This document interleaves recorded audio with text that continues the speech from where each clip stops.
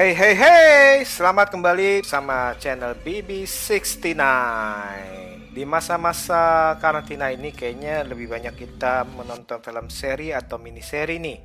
Karena beberapa film panjang ini sedang banyak yang tidak beredar. Nah, pada hari ini saya akan membahas mengenai sebuah mini seri yang wajib ditonton nih di masa-masa sekarang nih. Sebelum kita mendengarkan trailernya, jangan lupa follow YouTube channel dari teman saya, Watching Movie Channel. Di sana banyak pembahasan film yang luar biasa dan bagus-bagus. Oke, sekarang kita dengarkan trailer ini terlebih dahulu.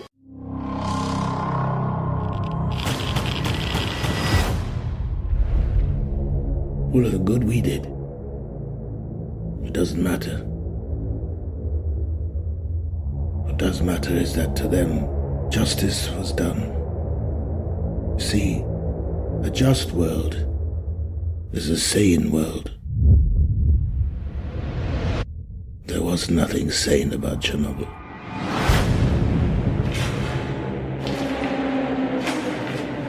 I'm pleased to report that the situation in Chernobyl is stable.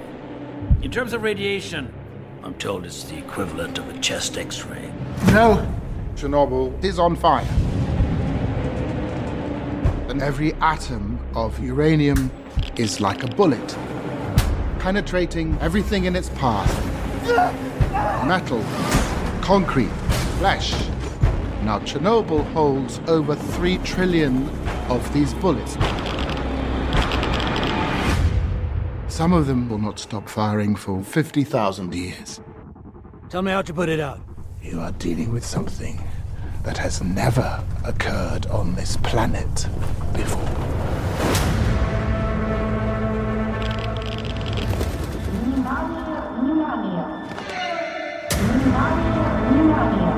Cut the phone lines. Contain the spread of misinformation. What will happen to our boys? The pain is unimaginable.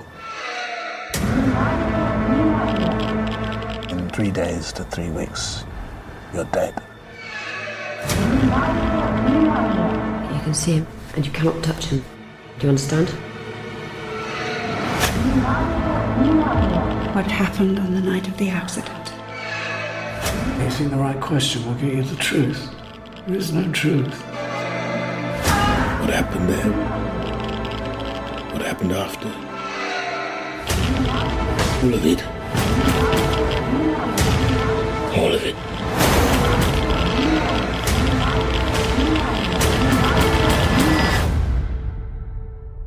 Madness.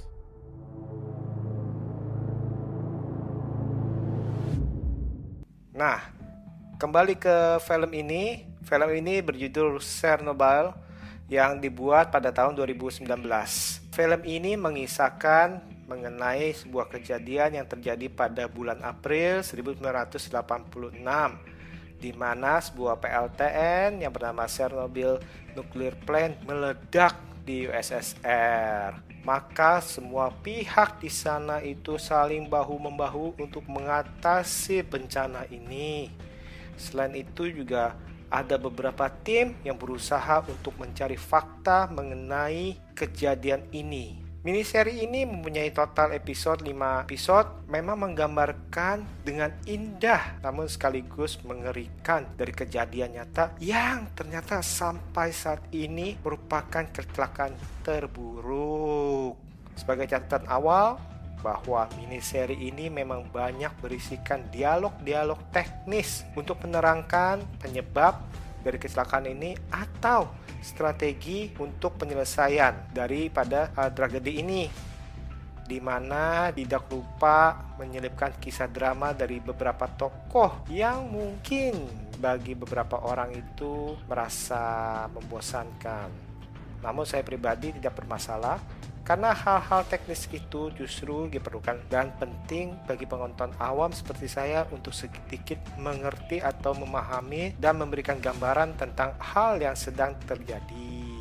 Dalam miniseri ini kita juga dapat melihat dari segi pandang beberapa pihak, yakni misalkan sebagai politikus, dari para ahli, dan orang awam. Sebagai seorang politikus di sini digambarkan bahwa mereka berusaha menyelamatkan negara mereka secara umumnya dan menyelamatkan kedudukan mereka juga supaya mereka itu tidak terancam dan tetap berada di dalam posisi aman.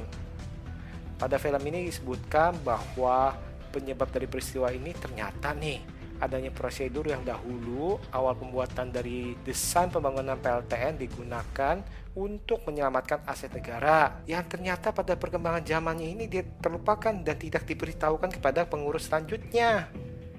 Nah, karena tidak diberitahukan kepada penerusnya, maka mereka nggak tahu tuh. Justru hal itu bisa menjadi sumber petaka. Terus sebagai politikus yang berkuasa saat itu pastinya berusaha dengan cara apapun untuk menyelamatkan dan melindungi rahasia negara. Tapi di satu sisi juga mereka juga harus menghindari kekacauan yang bisa terjadi. Di sini memang terkesan bahwa para pemuka negara bersikap cukup kejam dengan menutupi fakta yang ada. Apalagi kebijakan-kebijakan yang diambil sebagai langkah-langkah untuk menangani bencana ini nih tentunya tidak bisa menyenangkan semua pihak. Pasti ada pihak yang dikorbankan demi kepentingan banyak orang saat itu. Misalkan adalah salah satunya adalah perekrutan penduduk yang menjadi penambang itu. Juga para pemuda direkrut untuk membuat jalan dan membersihkan puing-puing pada PLTN tersebut akibat kecelakaan tersebut. Nah, mereka ini tanda kutip seolah-olah dikorbankan demi seluruh rakyat yang ada di sana.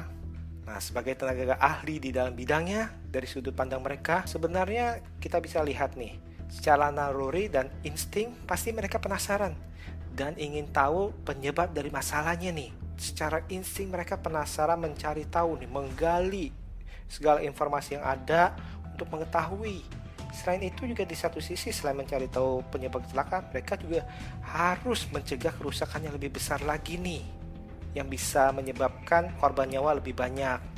Selain itu juga pastinya mereka juga harus menemukan solusi dari permasalahan dari data-data yang mereka temukan. Di sini digambarkan bahwa hati nurani harus berkompromi dengan idealisme, juga desakan dan tuntutan daripada otoritas yang pada saat itu nih berkuasa. Selain itu juga mereka harus berpacu dengan waktu yang mengancam kehidupan dan keselamatan banyak orang. Karena semakin lambat mereka menemukan penyebab atau menemukan cara penanganannya, maka makin banyak korban-korban yang pasti akan berjatuhan.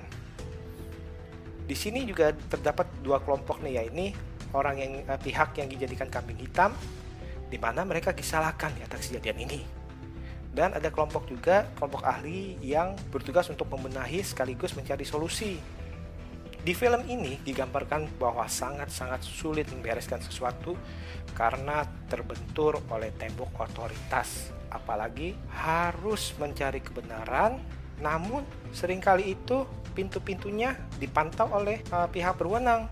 Nah, dari sisi orang awam, baik itu pekerja PLTN, baik itu pemadam kebakaran, baik itu relawan penambang, atau para pemuda yang direkrut untuk membersihkan puing, juga ada para pemuda yang direkrut untuk memburu anjing. Di sini kita melihat mereka berusaha mengakhiri tragedi ini dengan pengetahuan yang sangat-sangat minim, karena mereka nggak tahu apa-apa, orang awam. Dan selain itu, mereka diwajibkan karena mereka adalah orang-orang yang mungkin masih muda dan mungkin lebih kuat terpapar daripada radiasi yang sudah terjadi di sana. Dan otomatis mereka ditanamkan bahwa segala sesuatu yang mereka perbuat itu bukan hanya demi negara saja, tapi demi orang-orang yang mereka cintai, supaya orang-orang yang mereka cintai itu bisa selamat. Hal itu yang membuat mereka termotivasi selain mereka cinta terhadap negaranya. Di sini juga digambarkan akibat-akibat yang dialami oleh para penyelamat itu. Itu sebenarnya benar-benar vulgar dan benar-benar miris, karena di mana hari demi hari itu mereka tersiksa. Kita lihat di sana itu digambarkan di mana akibat dari radiasi itu membunuh mereka secara perlahan-lahan, bahkan sangat-sangat menyakitkan. Dari segi cerita memang membuat pro dan kontra mengenai beberapa teori, mana yang betul, mana yang salah. Namun sebenarnya ini saya merasa bahwa tontonan ini tidak mengiring opini kita ke salah satu pihak. Dari segi skenario, walaupun banyak dialog, saya bilang sih ini dieksekusi dengan baik, sehingga saya pribadi tidak menimbulkan rasa bosan, malah terasa padat dan berisi. Dan juga yang pasti itu tidak memberi tempat untuk hal-hal yang membuang durasi, misalnya seperti cerita-cerita cinta yang tidak perlulah, yang terlalu didramatisir, itu nggak ada. Walaupun ada, itu yang diperlukan saja. Untuk para pemain utamanya atau pendukungnya bermain sangat maksimal. Stellan Skarsgård dan Emily Watson itu nggak perlu diragukan lagi keahlian mereka, karena mereka itu bermain dengan baik. Para pendukungnya itu juga ternyata itu cukup oke dalam berakting, seperti pemeran dari istri pemadam kebakaran atau pemuda pemburu anjing, awalnya ketakutan dan merasa bersalah. Selain itu juga pemuda pembersih puing yang merasa ketakutan, dia harus berjalan seolah-olah diambang kematian.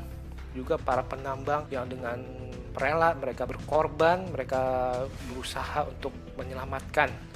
Pokoknya semuanya pemain yang di sini ini semuanya itu memberikan penampilan yang cemerlang. Untuk sinematografinya berasa sangat indah. Namun di satu sisi itu dingin dan memancarkan kengerian dan kematian di dalamnya. Apalagi dibalut dengan musik dan sound yang membawa kita menjiwai film ini.